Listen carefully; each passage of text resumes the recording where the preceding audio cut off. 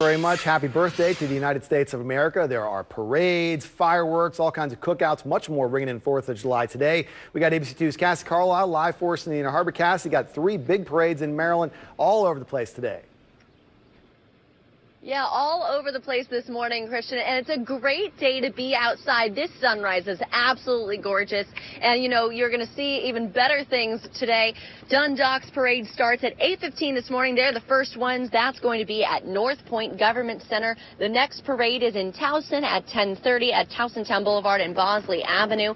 And then last but certainly not least, our capital, Annapolis, will have their parade at 6:30 p.m. on West Street. Now, fireworks start tonight after it gets dark.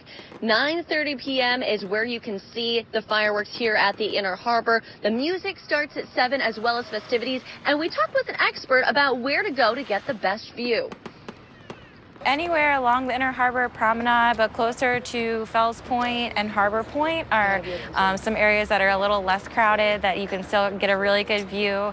And of course, Federal Hill, you can actually sit on the hill and watch the fireworks. And then if you go further down the promenade, closer to the Rusty Scupper.